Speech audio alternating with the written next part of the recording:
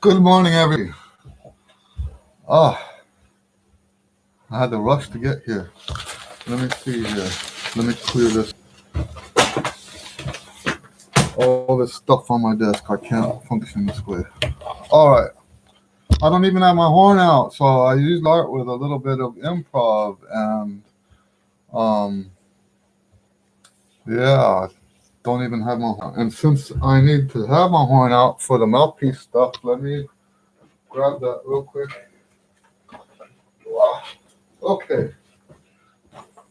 So these are the two bags I take to every gig. Got in a little later last night than usual. Let me pull my mouthpieces out. I usually play three different mouthpieces.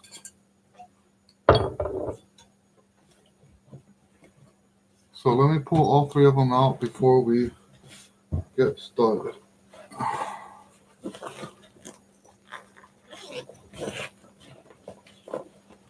All right. So, so news this week. What is the news this week? So we put out another book. So that's crazy, right? I told somebody this last night um, about putting out a book a week. I mean, about every 2 weeks. This week we did. It was 1 week because, like I said, these are. If you've been following these Q&As, you know that um, there's a bunch of books I've written already, and they're just not finished yet. Right? I mean, they're finished, but they're not published yet. That we have to go through all these steps, um, and I can probably show you. Well, maybe not this week, but there's a bunch of steps that I go through after the content's finished. So, and that part is the part we hadn't done. Getting the covers all set up and getting all the pages right and stuff like that. But the content's finished. So these books that we've been putting out a book a week for I guess about the last month and a half. I keep saying a book a week. I'm a little bit like still sleepy. A book every 2 weeks. And so, yes, we put out another book this week.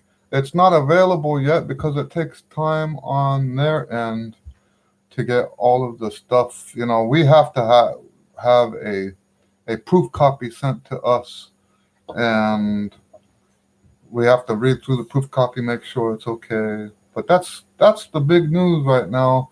Also, just the gigs. Uh, Lots of gigs this week. Lots of students this week.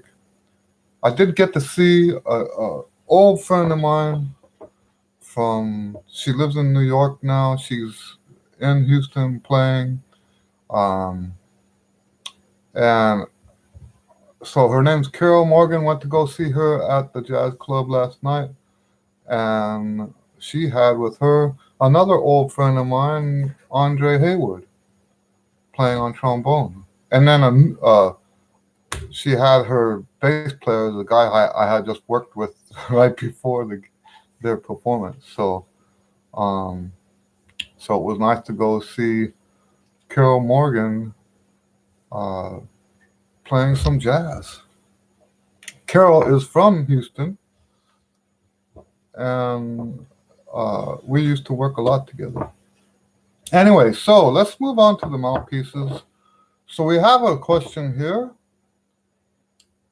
I'm thinking about buying a Curry 3BC right now. I play on a Bach 3B. What's your thought about Curry mouthpieces? Now, let me tell you first off that I think brand is less important than size. Okay? And in the case of the mouthpiece, we shouldn't be talking about size, we should be talking about dimensions because there's a variety of sizes that we look at in the context of the mouthpiece. So it's not just one size. It's not like a t-shirt, you have a large, a medium, or whatever. It's more like when you buy a fitted shirt, right? You want to know the length of the sleeve, how how tight is the neck, stuff like that. So the mouthpiece has several um, measurable aspects.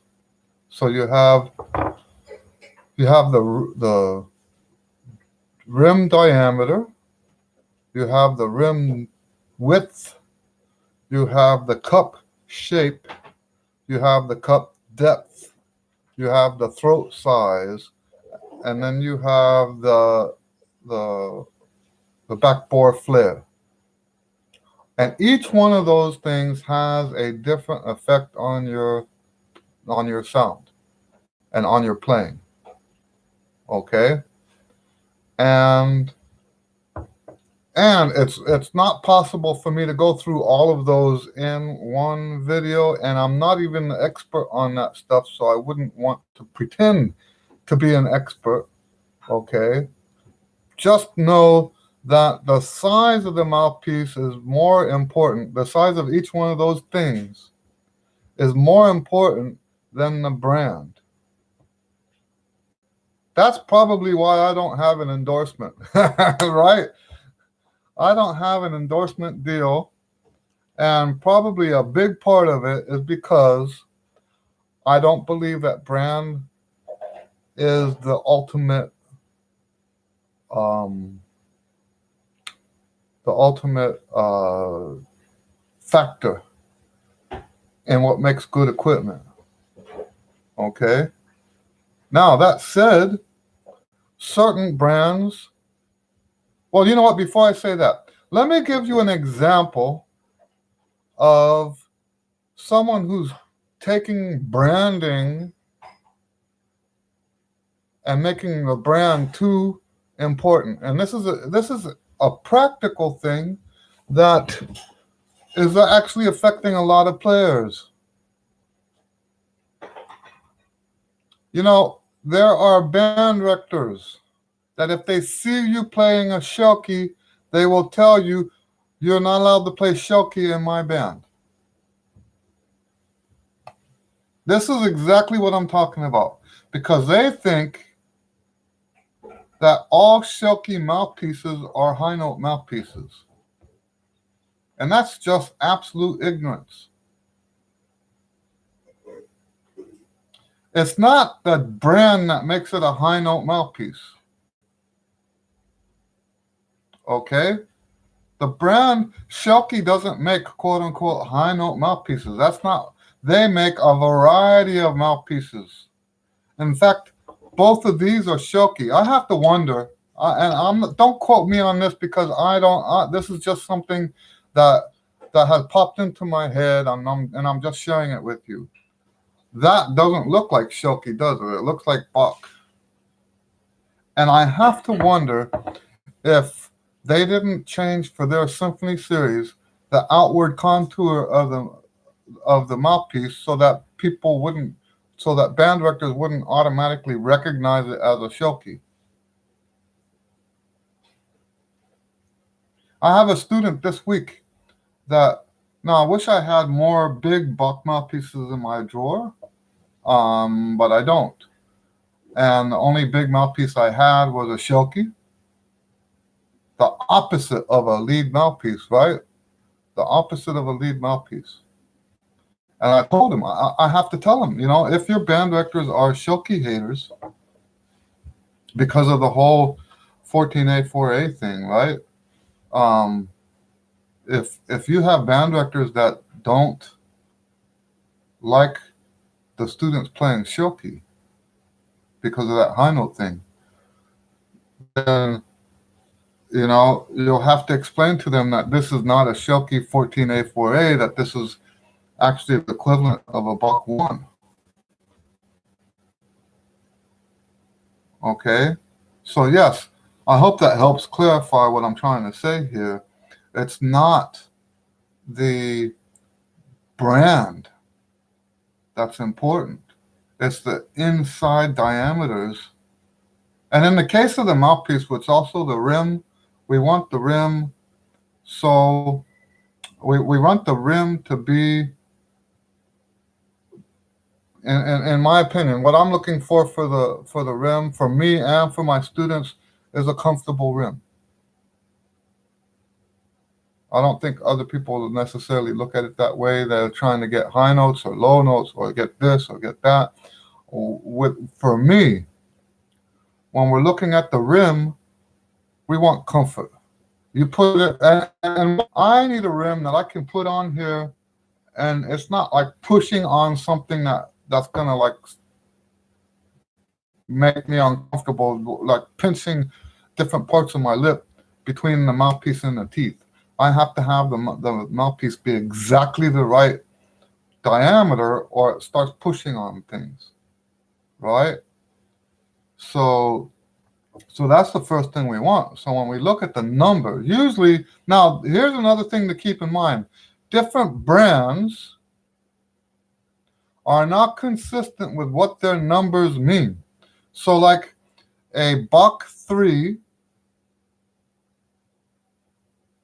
is not the same as a Shelky 3, is not the same thing as a Warburton 3. They are not, the numbers are not consistent from one brand to the next. So let's look up the Curry 3 and see if it's anywhere close to a Buck 3. So if we look online, mouthpiece comparison chart, and then put Trumpet and then Curry 3, Buck 3. Okay, those are the search terms I'm putting in. Yeah, let's look at this. So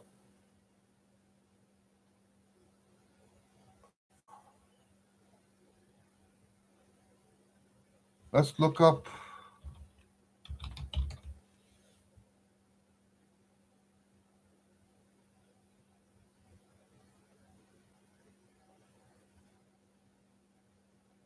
Okay, so far what I've found is that the Buck B cup is the same, is comparable to the C cup. I mean, oh wait. The Curry B cup is more like a deeper C cup. Okay, so what are we looking at size-wise though? We're looking at,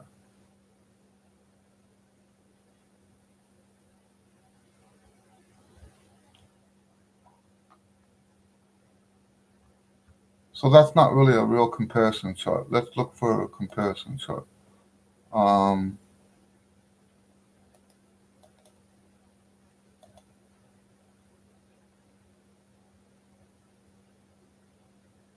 Well, here's one that has the sizes listed, and then there's a Buck size listed. So we can look on the two different websites. I've got two different websites up, one that has the Curry sizes and then one that has the Buck sizes. The Buck one is a PDF and it's taking a little while to load here.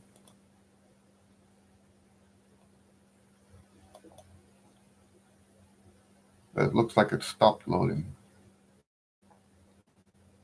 Let me push refresh. But yes,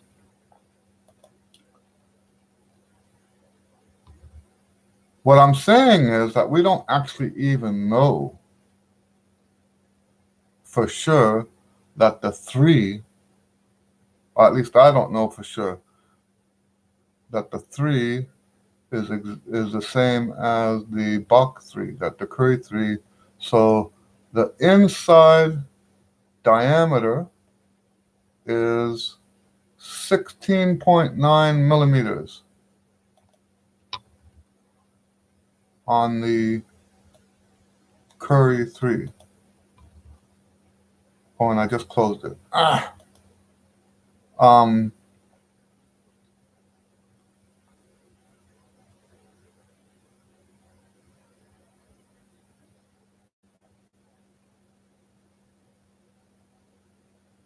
Okay, so I don't want to waste the time looking into that. I should have like done this beforehand. But anyway, I hope you guys understand that the numbers are not the same.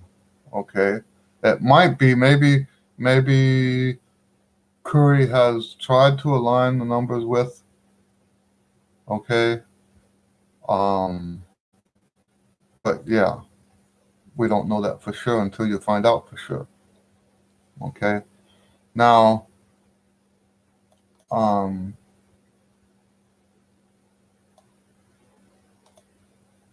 3BC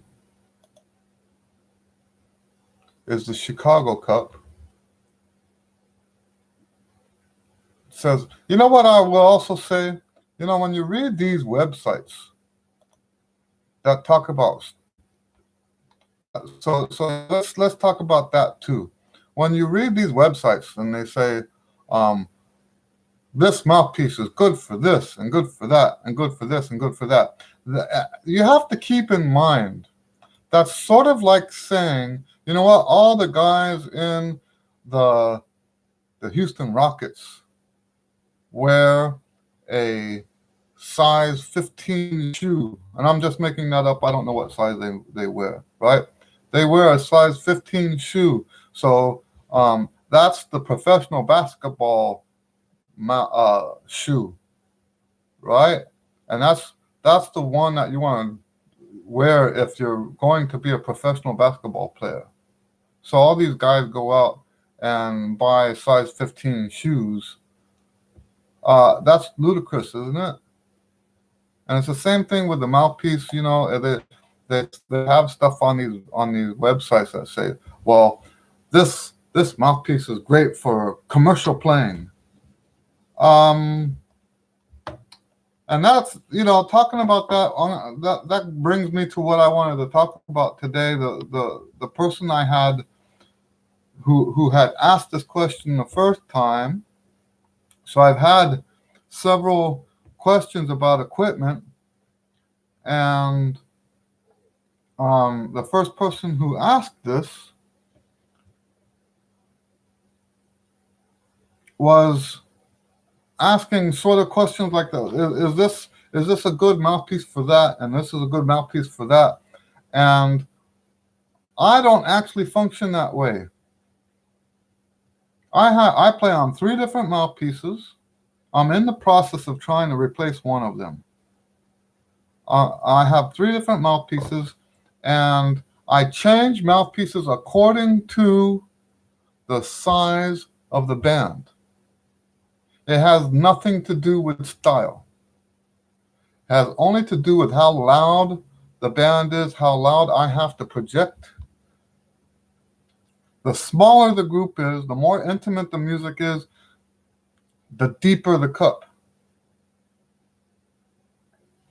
The bigger the group, or the louder, like I'll tell you what, when I show up to a gig, that might be borderline. Maybe I need one mouthpiece or maybe I need the other. I look at whether or not the bass is playing electric bass or upright. If he's playing upright, I'll go with the bigger mouthpiece to start with. If he's playing electric, then I will put the shallow mouthpiece in.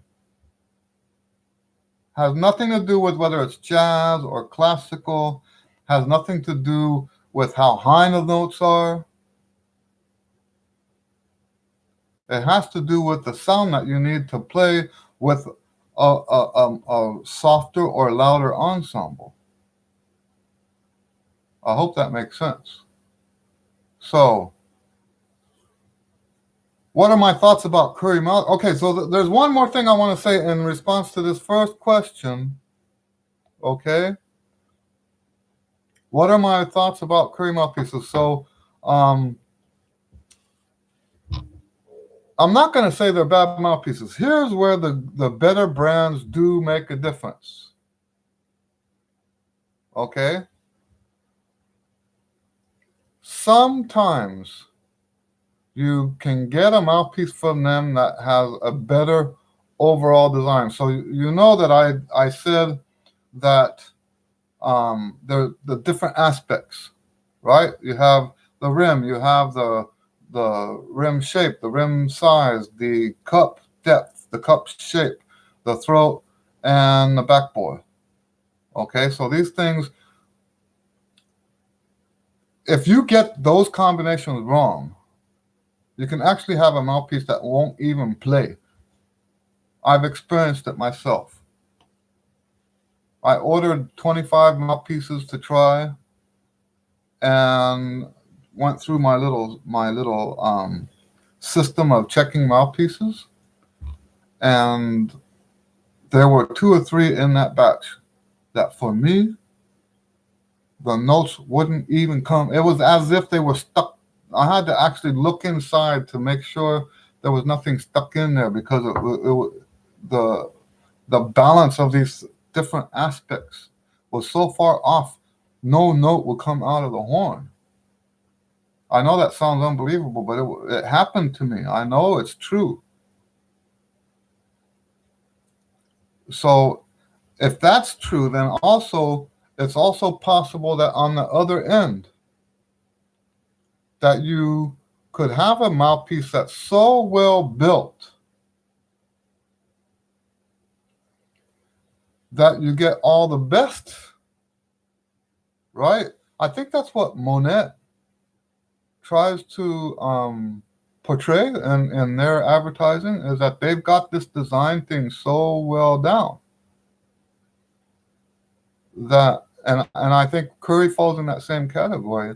They just have a better overall design. Now, here's why I started with what I said about the brand not being different, because clearly I'm saying now that the brand is different. How do I clarify that contradiction? It doesn't matter how good the design of the mouthpiece is if it's the wrong mouthpiece for you. And it has nothing to do with brand.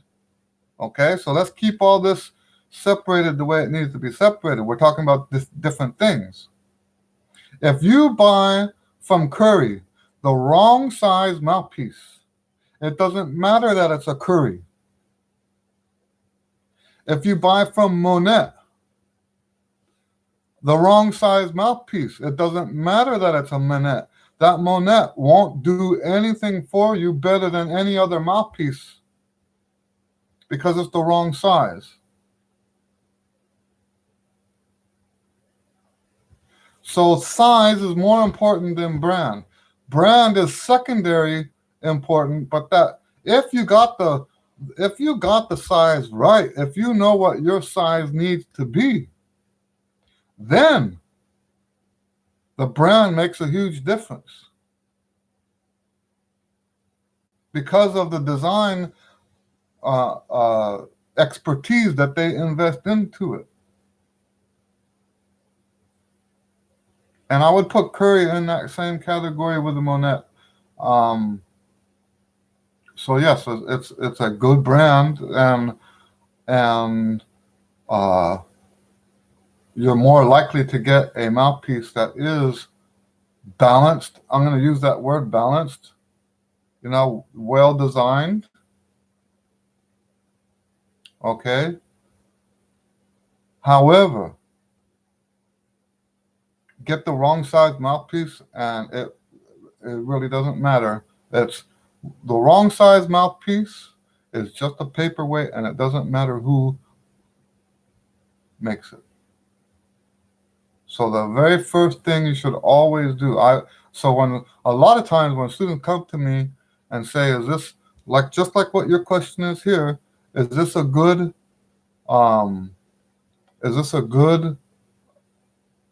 mouthpiece?" My concern for them is that they learn how to find the mouthpiece that fits their needs.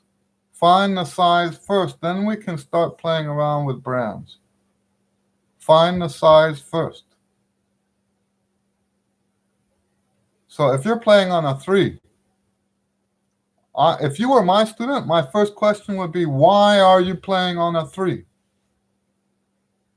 Is it because someone told you, there are trumpet teachers and band directors that will tell you that every student has to play on this mouthpiece because that's the right mouthpiece. That's the best mouthpiece, right? The band directors and trumpet teachers. So like here in Houston, there's a bunch of trumpet teachers that will tell you 3C is the right mouthpiece. There's a bunch of trumpet teachers that'll do that.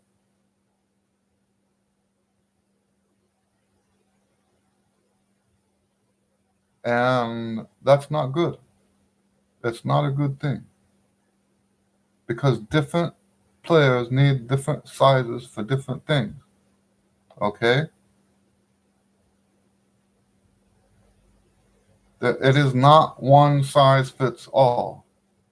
3 is not better than 1. 1 is not better than 3. 3 is not better than 7. I try in my studio, I try to keep a variety of sizes. It's difficult because I end up losing a lot of the mouthpieces to students for, how am I saying this? Because I don't want to make it sound like my students like take them out. A lot of times I lend them out for a long period of time, and if the student has had the mouthpiece for like 2 years, and by the way, mouthpiece changes in my studio can take up to 2 years. I'll have a student trying a mouthpiece for 2 years, and I'll say after the 2 years, I'm like, you know what? You might want to just keep that mouthpiece, right? Just keep that mouthpiece because it's working for you. But it takes us 2 years to figure out for sure. Okay, so this is not something I just on a whim. Because you know what? The mouthpieces are expensive. Now, if you're wealthy and you can just like buy, I've seen people online, they must be wealthy, right? Because they've got big boxes of Currys and Monettes and stuff like that. Obviously not pro trumpet players because no pro could afford that. Right? So, yeah,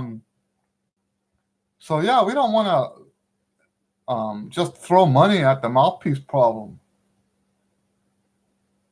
Okay, so you go slow and you decide. You try mouthpieces here, you try mouthpieces there. But let's make this clear though. Your first priority is to make sure that really is your size. So this is why I was saying, if you were my student, I would be asking you, why do you play a 3? If it's because somebody told you that was the best mouthpiece, we would go through a process of finding the best mouthpiece size for you. Okay, that's what we would be doing. Because that's more important than the brand. Once you get your size down, then we can talk brand. Okay? I have no problems with any other brands, really. I don't think there is a bad brand. I do think that some of the new makers now have some, like the Monette. The Monette mouthpiece is supposed to have science behind it. That's a little bit farther ahead than some of the like Bach or whatever. I don't know. The bottom line is if you find something that works for you brand wise, then for me right now I'm playing on shell keys. And we'll get into why I'm doing that. Now, next question from Fleming. John Gray, England. I'm not familiar with that brand. But here, we're talking about the same thing again. It's not the brand that is important. Let me look this up real quick.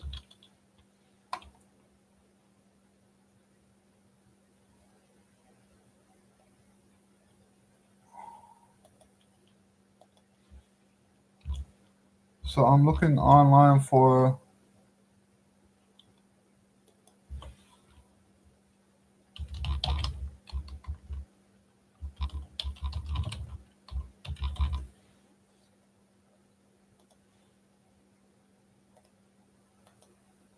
So John Gray looks like to be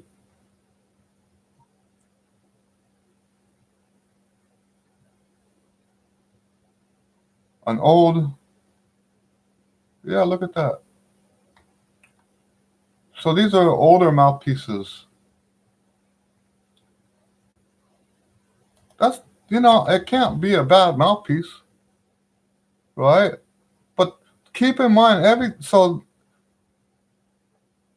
these are like two different ends of the same spectrum, right? So on the one hand, we have someone asking about the Curry mouthpieces, which are brand new, laser cut, laser measured, okay, CNC equipment, CNC lathe that they cut it on. And then we have the other extreme, the John Gray, which I didn't know anything about it, but I'm looking at it online. This is a not antique, what do they call that? Vintage. This is a vintage mouthpiece that was probably not cut on a CNC lathe, right? It's probably cut on a hand lathe. And so let's talk about that a little bit on the older equipment. Because of the machines that they used for cutting the mouthpieces were more inconsistent. So when you find a mouthpiece, an antique or a vintage mouthpiece that you like, take very good care of it because it probably cannot be replaced. The only way you could replace it is to take that mouthpiece to one of those places like Jeff Park. I think his name is Jeff Park. Let me look that up real quick.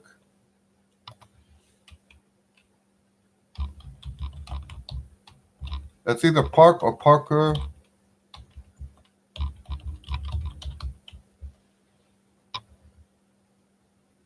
Oh, Jeff Park Mouthpieces. Park Mouthpiece Center on Facebook. Okay. What these guys do is they use laser scanners to scan your mouthpiece so that they can copy it. So if you find something like that, an antique, because you can't just get that same size. If the mouthpiece is an antique, you can't just order the same size. Let's say you're on eBay or something like that, and that comes up, and it's the same size as the one you've been playing. It's quite possible that it's not the same size. And from what I heard is that the drill bits get old and stuff like that, and the holes, all this stuff changes size as the equipment gets worn out. Now with the CNC stuff, you don't have that because it's being measured as it's cutting. Okay? So you have to keep that in mind. If you have a mouthpiece that you like, and you know what? When people ask me questions like this, is this a good mouthpiece? That mouthpiece could be just worth nothing more than a paperweight, right? If it's not the right size for you. We're going back to that other question. So I promise you, if I found a John Gray, this mouthpiece here, I want to replace it because it's not the same rim size, and I don't want to play on mouthpieces that are not the same rim size. We'll talk about that in a second. But I want to replace this mouthpiece. If I found a John Gray that had exactly the dimensions that I want for this mouthpiece, I would use the John Gray. And if it was something that I really became attached to, I would have it copied by Jeff Park. I'm not saying that because I had done this before. I've never had a mouthpiece copied. But if I had one that I was that much attached to, that was really, this is like a great mouthpiece. Because here's the thing, those antique mouthpieces, if you find one that really works for you, it's probably the only one of its kind. It's probably the only one. Okay? So, anyway, so the guy who asked about the equipment in the first place was really asking what do I play, and I want to give you a little rundown of how I operate with the mouthpieces. Like I said, I have 3 that I use. Um, 2 of them are Shoki. Now, I only switched to Shoki about 5 years ago. And so since 1990, I've played with 3 different mouthpieces. The idea behind this is to have one shallow mouthpiece, one very deep mouthpiece, and one standard C-size cup. This is my standard C-size cup. It is a Shoki M1. It's a Shoki M1. That's kind of sort of like a Bach 1C, okay, in that area, okay. Maybe it's probably a little bigger than a Bach 1C, if I'm not mistaken. Now, let me tell you this part.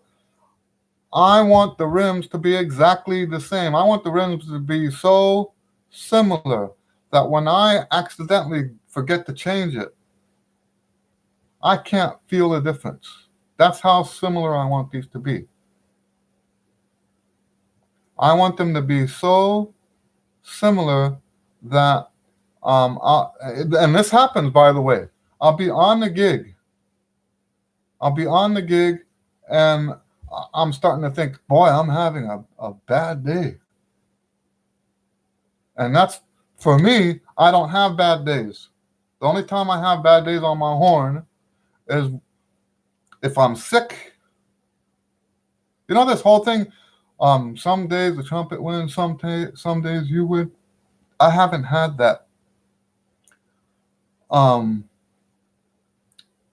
With the only exception being if I'm sick. When I'm sick, my playing goes down. And which, good thing I'm hardly ever sick, right?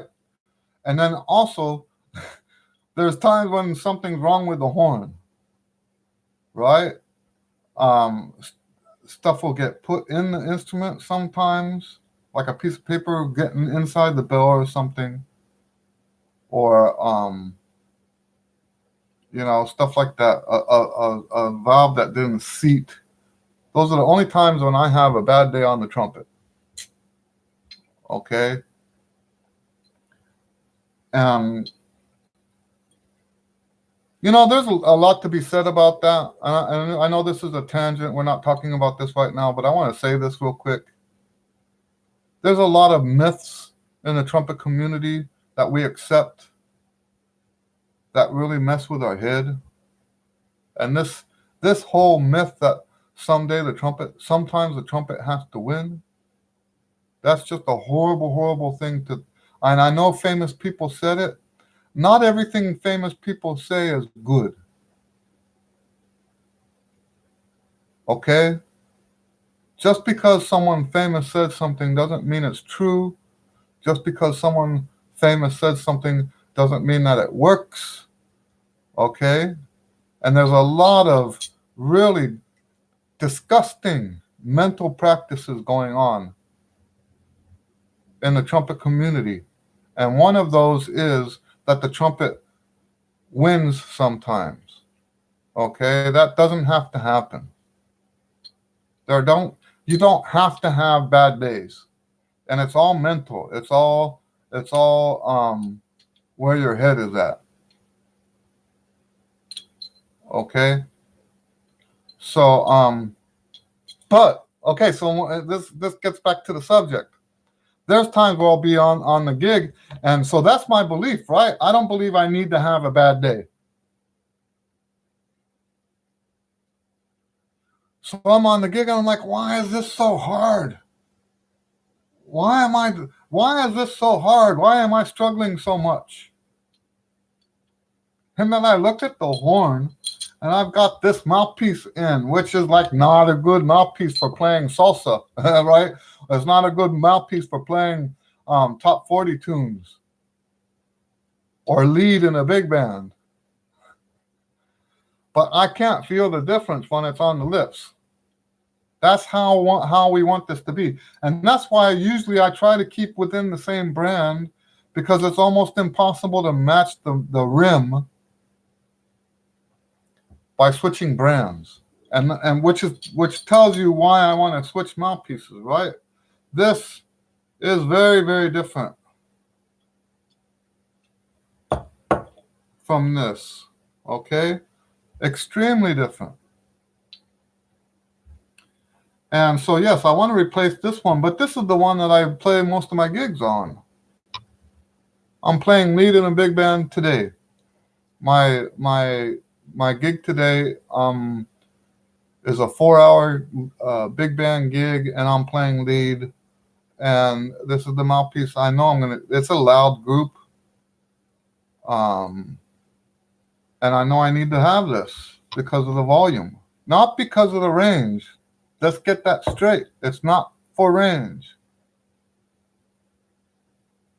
I use this mouthpiece so that I can have the bright sound. Without the bright sound, your sound gets covered up in a band like that. Okay, so the shallow mouthpiece is for projecting. It's not for playing high. I can play the same range on any mouthpiece that fits, right? Any mouthpiece that fits, I can play the same range. So yes, how do I determine which? And I already said this, but I want to make it clear. How do I determine which cup to use in which scenario? I already told you that if it's loud, I use the shallow mouthpiece. Okay. I rarely play this mouthpiece in public. This is the one I practice on at home all the time. Okay. This is a Shoki F1. The M1 and the F1. The F1 is, I'm assuming F is for funnel, because it's very deep. Look how deep that cup is. Okay, that's a very deep cup. And in fact, the cup is so deep. These are both Shoki mouthpieces. The cup is so deep that they had to shorten the shank on this mouthpiece to make sure it didn't go flat. Okay, this is the mouthpiece that I practice on at home. And I practice on it at home for two reasons. One is because if I can do all that stuff on this mouthpiece, because here's another thing another side note. The shallower the mouthpiece is, the more endurance you have. The deeper the mouthpiece, the more it saps your endurance. So if I can go a whole day practicing on this mouthpiece, and then I go to the gig and play this mouthpiece, I've got chops forever. Okay? I hope that makes sense. If I practice all the time on this mouthpiece, it gives me great chops for this mouthpiece. Now, that's not the only reason I practice on the big mouthpiece at home. The other reason is because I hate what this sounds like when I'm playing by myself. I hate it. And I don't want to practice with a sound that's going to discourage me from wanting to practice. Practicing is already hard enough as it is. If you sound horrible when you're practicing because of the equipment, don't play that equipment. I can't stand the sound of this mouthpiece except for when I'm playing in a loud group. I hate it. Okay? This sound is my sound. This is what I like. This is the one, most of the YouTube videos that you see me playing, this is the mouthpiece I'm playing. It's the F1. A very deep, it's almost like a French horn mouthpiece. Okay? More like a flugelhorn mouthpiece with a trumpet shank. Okay? And this is the sound that I like. When I'm playing by myself, this is the sound that I like. So that's why I practice on this mouthpiece, because I like it. And it's the fringe benefit that it gives me more strength on the gigs, because on the gigs, I don't play on this because it won't cut through the band. It's very rare for me to play this on a gig. I played it on a gig yesterday because we were told to play softly. You see how that works? In fact, yeah, no, it's just the one gig. I had 3 gigs yesterday. That used to be common for me, but then I started like being more selective about the gigs I take. About 10 years ago, I started being more selective. And the number of gigs and I knew this beforehand. I knew it was going to make the number of gigs come down, but that means that I've got time to do the other stuff that I do, like write books, right? But yesterday was like the good old days, you know. I used to get as many as 4 gigs in one day. So yesterday was a 3-gig day. I had a school gig in the morning, where we do a jazz education concert. And then I had a Veterans Day lunch where we provided World War II music. And then we did a second line gig for a school gala in the evening. And so the one that I used this mouthpiece for was the second gig where we were playing World War II music, but they wanted us to be soft because we're just background music for lunch. So yes, I put this mouthpiece in, and it's beautiful, right? And it makes a difference if you can switch switch cups like that for the context. It really helps you to have the right sound for the right gig. But let me stress one more time that I don't like to change the rim. I want the rim to feel exactly the same. Now, when then do I play on this mouthpiece? This is the medium mouthpiece. This is the one that's more like a box C cup. When am I going to play on this? I use this mouthpiece for brass quintet work. I use it for most combo work. So medium-sized ensemble, right? There is one big band that I used to use my medium-sized mouthpiece for playing lead on, but it's because the band wasn't so loud. It's not a stylistic thing. Well, and not in the sense that I chose the mouthpiece because of the style. Not the volume of the band actually is a stylistic thing. I could be very derogatory right now, but I'm going to not. I actually prefer less loud music. I actually prefer less loud gigs. I actually prefer playing with bands that don't play loud. But do you know what? I'm also an adult, and I know I can't do only the stuff I want to do. And that's why I don't have just one mouthpiece. I hope that makes sense. You have to do what you don't want to do to make money, to support your family. right? So, all of this stuff comes down to serving people. Serve, once again, we're talking about mouthpieces, right? And I'm back in that you can't separate the music from the people. You've heard me say that many times, and I'm saying it now again in the context of mouthpieces. What does that tell you about my little saying about you can't separate the music from the people?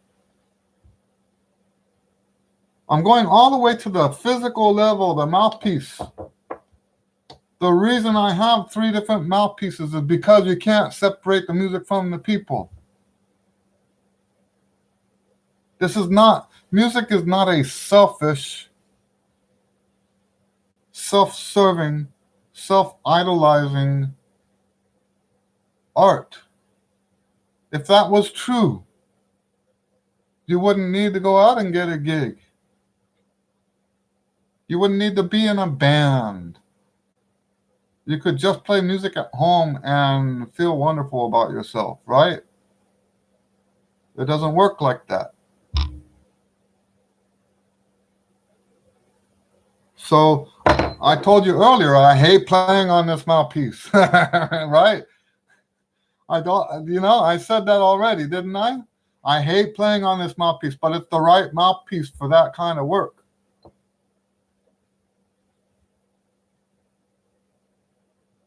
Let that sink in.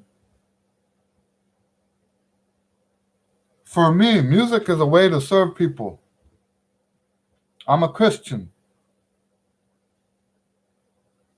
The way I see my life, the way I see my faith, the way I see my music, is that God's love comes to me. My responsibility, okay, so let me refine that. God's love comes to me through Christ. My responsibility as a Christian is to channel that love now to you, to the rest of the world.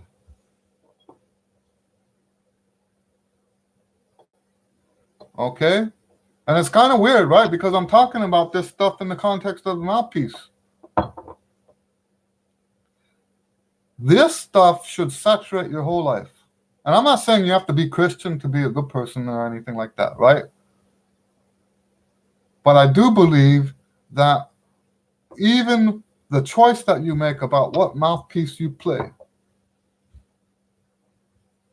should be based on this concept that I'm trying to share with you, that you can't separate the music from the people. Okay? When you go to the gig or when you have a concert or whatever, you don't play on the mouthpiece that you like. If I did that, I would never have a gig. You play on them, and you know what? Don't play on the mouthpiece that you like. Make yourself like the mouthpiece that you play on. Let that sink in. Let me say it again. Don't play on the mouthpiece that you like. Make yourself like the mouthpiece that you should be playing on. Okay? So even though I don't naturally like this mouthpiece, I make myself enjoy it. I make myself get on that gig, and when I hear that zing over the top of the band, I can enjoy that, even though that's not how I see myself. What do I see myself? I see myself as that guy at the gig yesterday where they told us to play softly. That's who I am. Musically speaking, that's who I am. How often do I get to do that? Almost never. I knew that's who I was. The first time I had a gig like that was at a Mexican restaurant in El Paso. I had a gig Very interesting gig. Art Lewis, who was originally from Houston but lived in El Paso at the time. Art Lewis was on tenor sax. He was playing hi-hat with his foot, right? Tenor sax and hi-hat. And then we had a bass player and me. It was just a trio. No piano, no guitar, just the three of us. And we were told to be very, very soft. I was close enough to one of the tables that my concern was that spit would drop into their food. Yucko, right? But that's why we were supposed to be so soft. And it was a jazz gig, by the way. Well, he did jazz and blues, right? He did like a Art Lewis played, and you know what? You could call it like the Texas tenor kind of stuff. You could definitely say he was one of those Texas tenor players. If you don't know what a Texas tenor is, look it up. It's part of my culture. I went from playing with Art Lewis to living in Houston, where the big Texas tenor thing originated. Okay? Texas tenor thing originated in Houston and Dallas. So it's kind of a bluesy kind of jazz. And I'm playing in this restaurant at volume levels that are so soft. And I'm shining, right? We're talking in the 80s. And I'm like, all the chains have been broken, and I'm like flying through my sound, flying through my technique. And it was beautiful. And I knew then that that's the kind of playing I like to do. That's not what I get called to do, though, because I'm also very, very good at the stuff I don't like to do. I can play a salsa gig, put this mouthpiece in, play a salsa gig, and tear it up. Do I like doing that? I make myself like it. You know, this reminds me of a quote that I've been telling my students about my dad. The first part of the quote, everybody's heard people say this before. Do for a living what you really like to do. That's normal advice, right? This is the advice he gave me. Do for a living what you really like to do. But then he followed it up with, I just happen to be one of those people who likes to do just about anything. And if you look at my dad's life, he's gone now. But if you look back at his life, he had a whole bunch of different kinds of jobs, and he loved every single one of them. And what that tells me, and I try to live my life that way today, right? What that tells me is that this advice that he gives about doing what you like is not advice about what I should do because I'm so stuck on myself. The advice, the more important part of that advice is the second part, is find reasons to like what you do. Find reasons to enjoy what you have to be doing anyway. You know, you get to choose. You know, if I want to make money playing music, I got to play on this mouthpiece.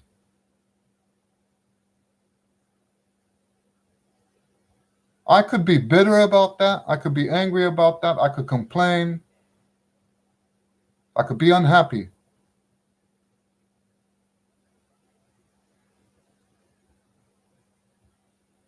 Or I could do what my dad says and be one of those people that just likes to do just about anything. Right? What a beautiful, beautiful attitude to have in life. Huh? Isn't that a beautiful attitude? You go through life finding reasons to be reason to like stuff. You know, we live in a world today where people are actively looking for things to be unhappy about.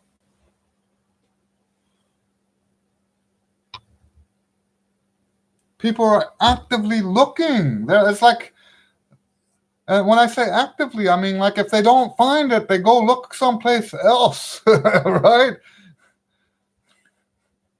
Social justice warriors, right? If they can't find something to make them unhappy, they'll go. I had somebody solicit me, right? Trying to trigger me because I put Christian stuff on my website, right? God first in all things. And I know that's why they contacted me. They're looking for someone to upset them, right? We call those trolls, right? It's a troll. Trolls are going around looking for people to make them unhappy. Trolls are going around looking for things to make them unhappy. Don't live like that. Go and do the opposite. Go around and find, and I know I'm on a huge tangent right now, but this is real stuff. This actually does have something to do with the mouthpieces.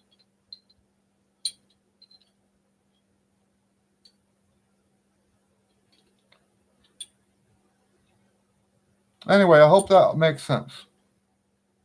Anybody else have any mouthpiece questions? I won't go into today because it would take like a whole video for each one of those little aspects. So like, what does the rim do to your playing? What does the cup do to your playing? What does the throat do to your playing?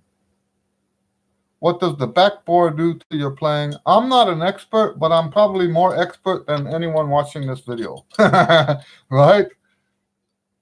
I'm probably more of an expert on those things than most people and most trumpet players in Houston, maybe even most trumpet players in Texas, just because I do read about this stuff, but I'm not as passionate about it as somebody who does this for a living. I guess that's what I mean by expert. I'm not that kind of an expert. I'm not a equipment guru. Okay, that's not what I do. But I know enough about this stuff. For example, I do know that the throat size. Okay, the throat is that very smallest hole in the middle of the mouthpiece, right? The throat size can compress or expand your octaves. And that's not a good thing, right? A lot of people they like the sound of what happens when you get the throat bored out, but it messes up your tuning.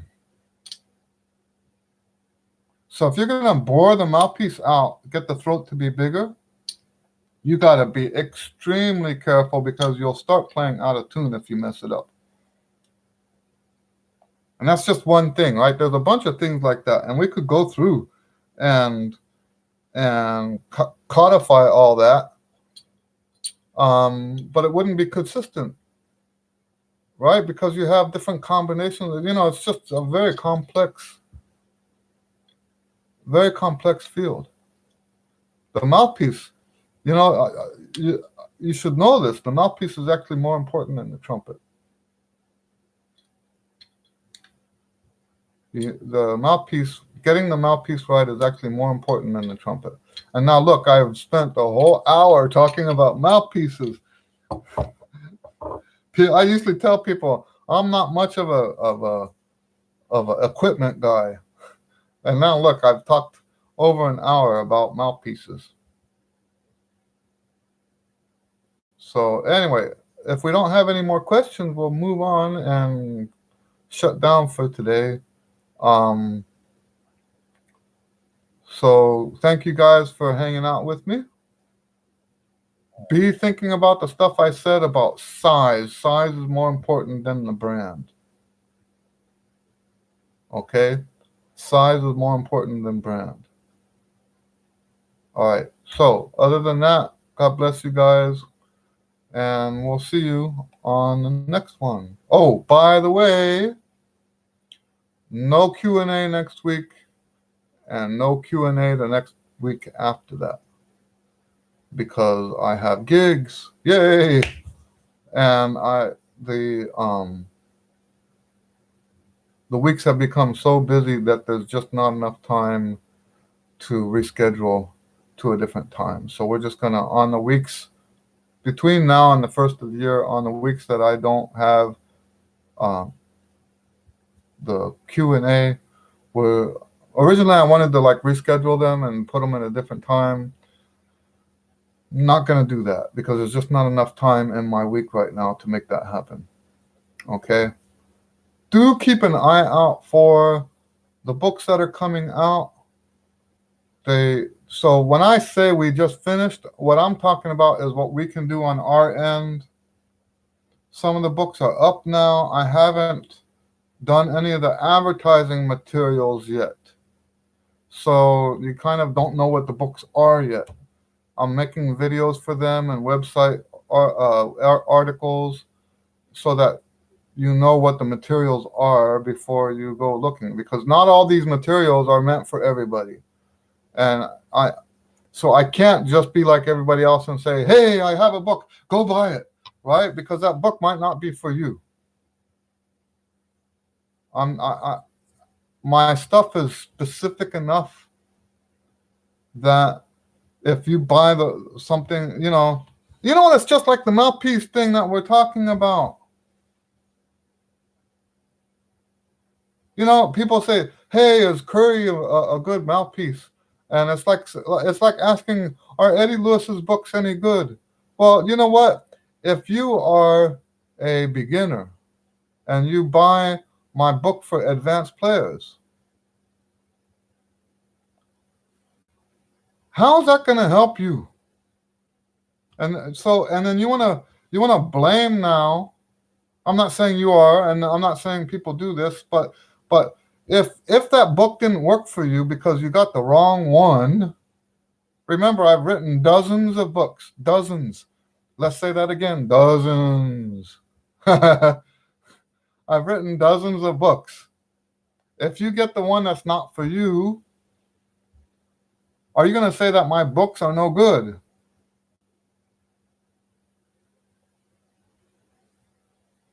Huh? It's the same thing as the mouthpieces. If you get a mouthpiece that doesn't fit you, are you going to now say that Curry mouthpieces are no good? If you go to the store and you buy the same exact shoe that one of the basketball players is wearing, the same size, and it doesn't fit you, are you going to say that that brand of shoe is no good because it didn't fit you?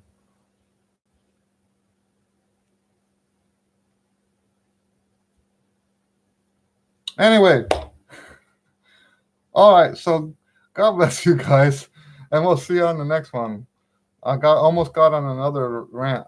I'll see you guys in a few weeks. All right, bye.